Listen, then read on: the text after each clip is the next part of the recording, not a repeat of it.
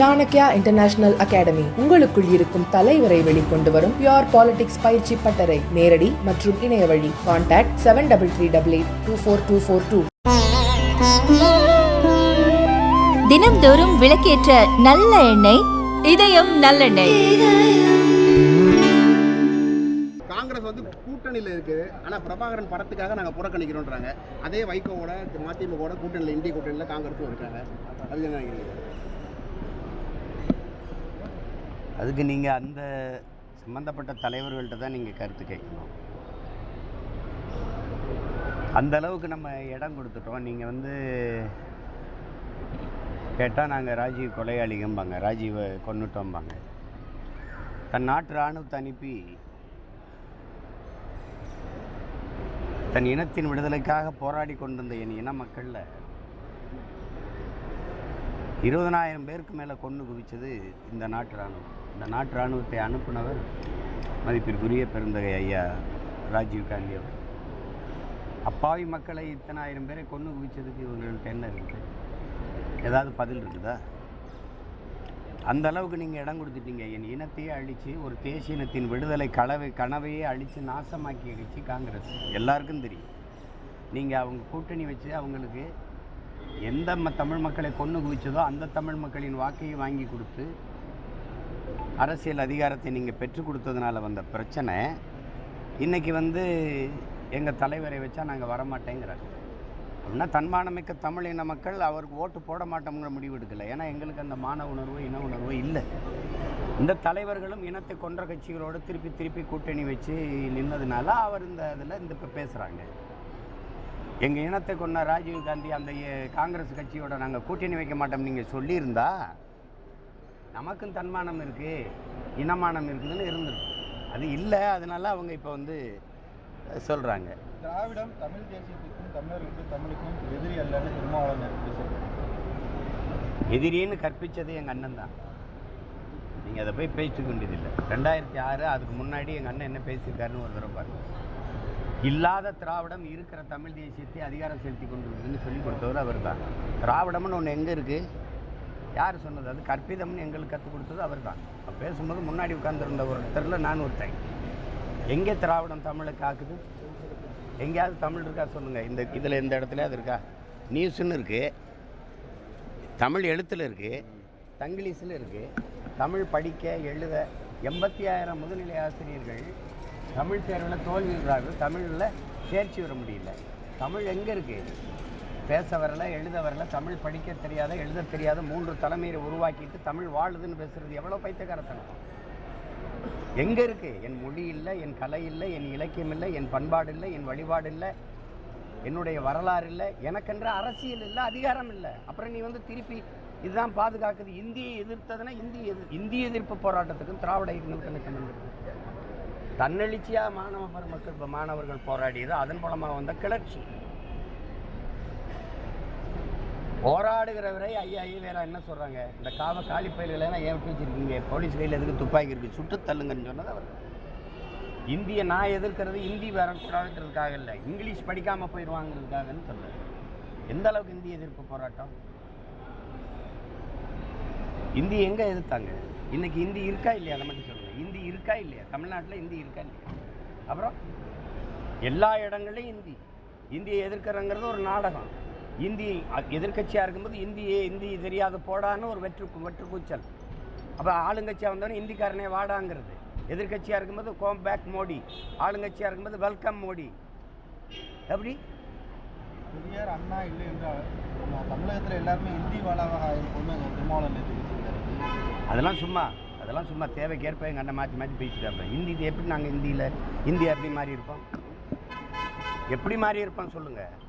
எல்லா பள்ளிக்கூடங்களிலும் இந்தியை கற்பிக்க அனுமதித்தது இந்த திராவிட இயக்கங்கள். இவங்க திமுக நடத்துகிற பள்ளிக்கூடத்தில் இந்தி 2வது மொழியாக இருக்கா இல்லையா? ஆங்கிலம் பயிற்று மொழி, இந்தி பாடமொழியாக இருக்கா இல்லையா? அந்த பள்ளிக்கூடத்தில் தமிழ் பயிற்று மொழி, தமிழ் பாடமொழியாக இருக்கா? இந்தி பேசியிருப்போம்னா எப்படி? பொங்கல் தொகுப்பு அனௌன்ஸ் பண்ணிருக்காங்க. சேகர் பாபு கன்னியாகுமரி டிஸ்ட்ரிக்ட் போகும்போது கோயில் தேர் நிகழ்ச்சி கலந்துக்கும் போது அவங்க பக்தர்கள் மக்களை தகாத வார்த்தையில் திட்டிருக்காரு. அது தெரியல. அது தவிர அந்த மாதிரி ஒரு பொறுப்புள்ள அமைச்சர் அப்படி கோவப்பட வேண்டியதில்லை. பொதுவாக மக்களை அது பக்தர்கள் அது பேசிட்டு வேண்டியதில்லை. இது தவறு. இது என்ன காரணம்னாலும் அந்த மாதிரி கோவப்பட வேண்டியது. தொடர்ந்து இது போன்ற சம்பவங்கள் ஈடுபடுறாரு. அன்னைக்கு கடந்த வாரம் வந்து தமிழ் செய்தியில் இது மாதிரி கடுமையாக வந்து கூட்டிகிட்டு வராங்க, அந்த மாதிரி உங்கள் குடும்பத்தையே கூட்டிகிட்டு வரீங்க அப்படின்ற மாதிரி கடுமையாக பேசி அந்த விஷயம் வந்து விவாத பொருளாக இருந்துச்சு. இப்போ அதே போல்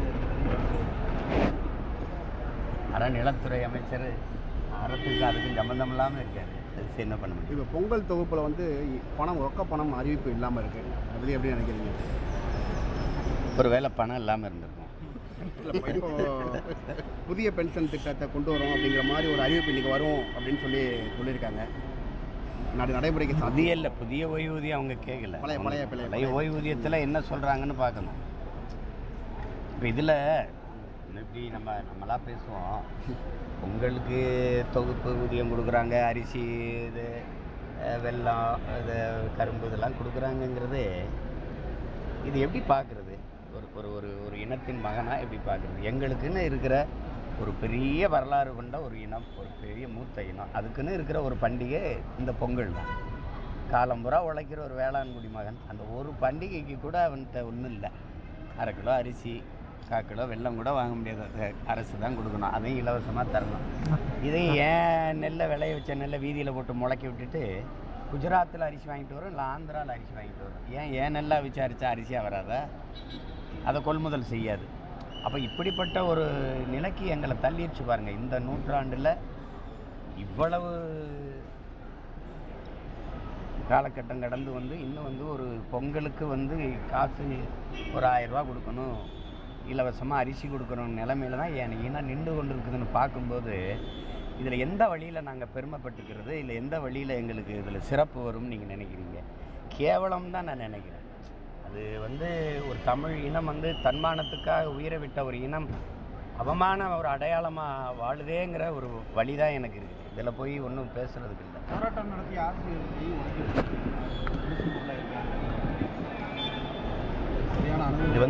இது வந்து ஒரு செய்தி இல்லை, இது ஒரு செய்தியாக நம்ம பேசுகிறதுக்கு இல்லை. இது கொடும் துயரம். இது வந்து நீங்கள் எப்படி பார்த்தாலும் ஒரு நாட்டினுடைய எதிர்காலத்தை அந்த நாட்டின் வகுப்பறை தான் தீர்மானிக்குதுங்கிறான். ஒரு நாட்டின் எதிர்காலத்தை இங்கே வகுப்பறைகள் வந்து அறிவு கருவறையாக இல்லாமல் வியாபார அறையாக மாற்றப்பட்டுருச்சு. அறிவை போதிக்கிற ஆசிரியர் பெருமக்கள், அறிவு கருவறையாக இருக்கிற ஆசிரியர் பெருமக்கள் தங்களுடைய அடிப்படை கோரிக்கையை வச்சு வீதியில் ஒரு நாளில் போராடல, கிட்டத்தட்ட ஒரு 15-20 ஆண்டுகளாக போராடிட்டுருக்காங்க. பணி நிரந்தரத்திற்கும் சமவேளை சம ஊதியத்திற்கும் எங்கள் பணி நியமனத்திற்குமாக ஆசிரியர் பயிற்சி பெற்று அதில் தேர்ச்சி பெற்று இருக்கிற ஆசிரியர்கள் பணி நியமனத்திற்காக. அப்போது இப்போ இந்த அதிகாரத்திட்ட நம்ம கேட்குறது, இது மாதிரி டாஸ்மார்க் ஊழியர்கள் ஒரு கோரிக்கையை வச்சு வீதியில் இறங்கி போராடினா உடனே கவனம் எடுத்து அதை நிறைவேற்றியவர்களா இல்லையா? நீங்கள் குடிக்க வைக்கிறதுக்கு காட்டுற கவனத்தை எங்கள் பிள்ளைகளை படிக்க வைக்கிறதுக்கு காட்டுவதில்லை. அப்போ எப்படி இருக்குது? அறிவை மழுங்கடித்து உடல் நலத்தை கெடுத்து நாட்டை நாசமாக்குற மதுவுக்கு கொடுக்குற முக்கியத்துவத்தை அறிவை வளர்க்கும் கல்விக்கு நீங்கள் கொடுக்குறது. அப்போ ஆசிரியர் பெருமக்கள் வீதிக்கு வந்துட்டா அந்த நாட்டில் நடக்கிறது ஆட்சி அப்படின்னு நீங்கள் நம்புறீங்களா? விவசாயி வீதிக்கு வர்றான், செவிலியர் வர்றாங்க, மருத்துவர் வர்றாங்க, மாணவர்கள் வர்றாங்க, மீனவர்கள் வர்றாங்க, எல்லாரும் வீதியில் வந்து போராடும்போது அந்த நாட்டில் நல்ல ஆட்சி நடக்குதுன்னு சொல்கிறத நீங்கள் நம்புறீங்களா? நீங்கள் நம்புறீங்களா? சொல்லு. போக்குவரத்து தொழிலாளி வீதிக்கு வரான், பழைய அரசு ஊழியர்கள் எல்லாம் வந்து பழைய ஓய்வூதியம் கேட்டு போராடுறான்.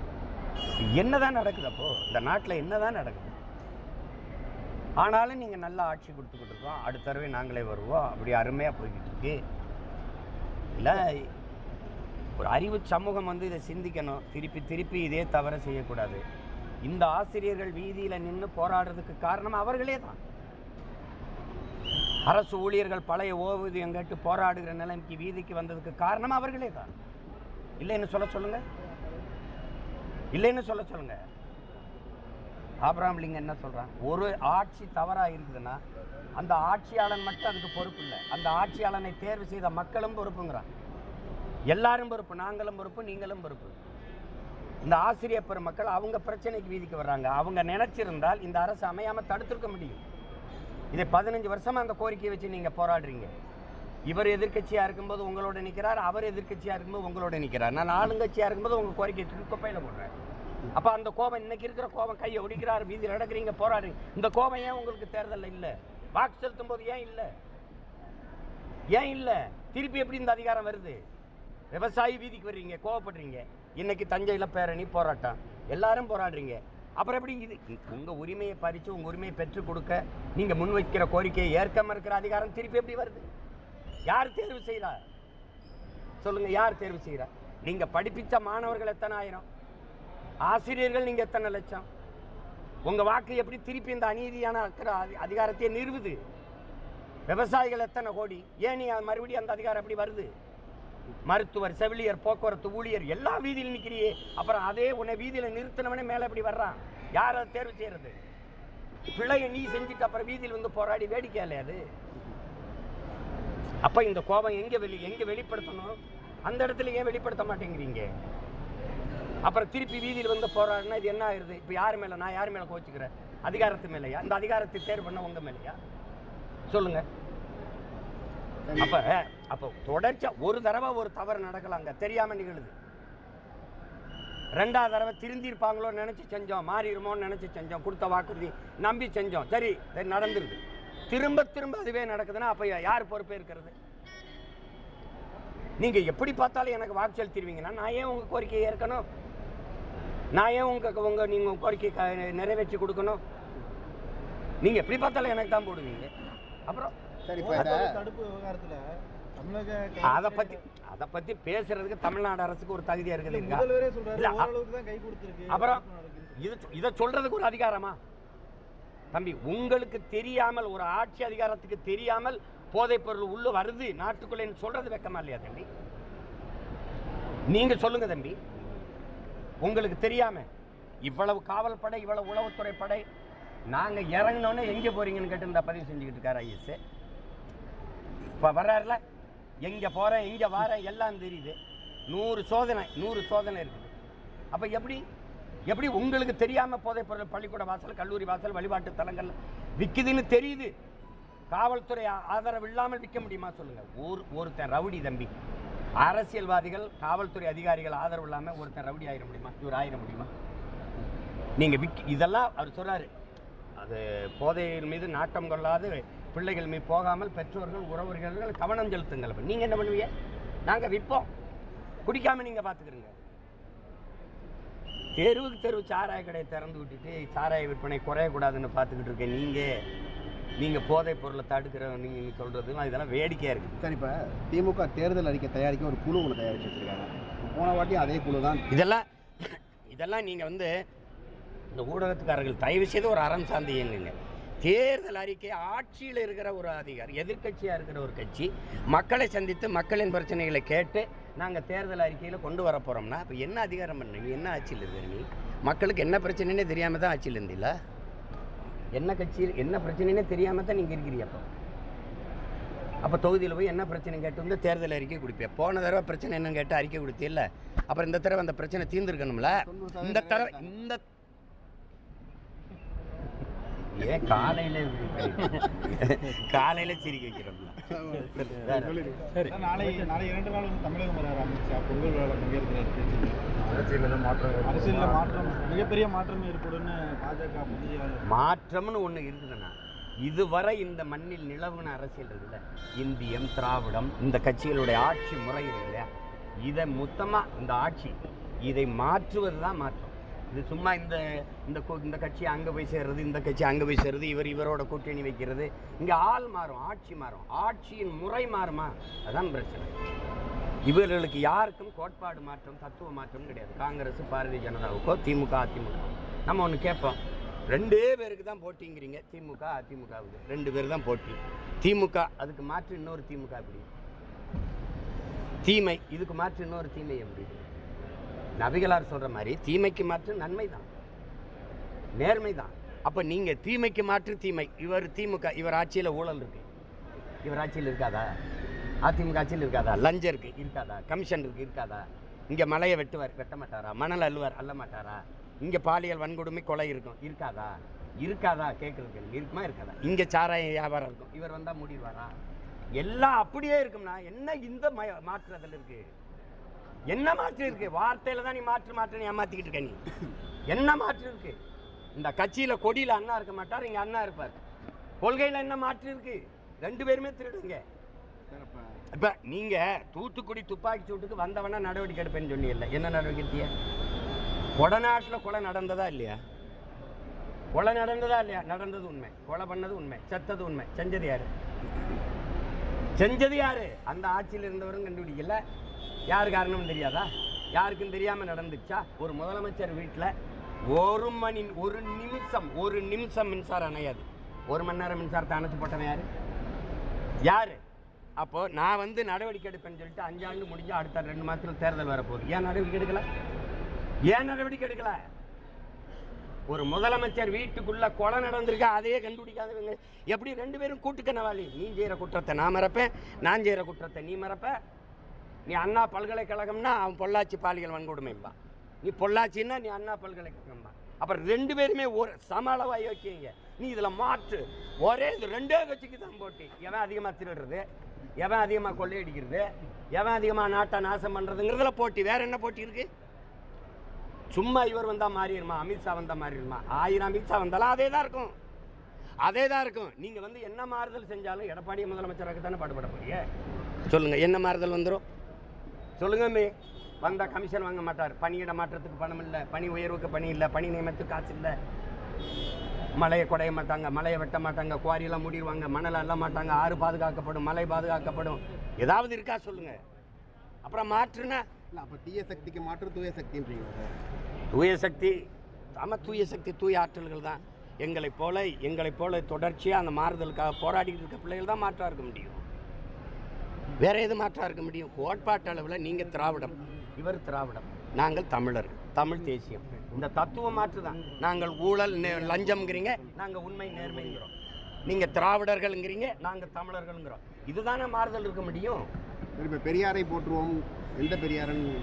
அதான் ராத்திரி பாருங்க.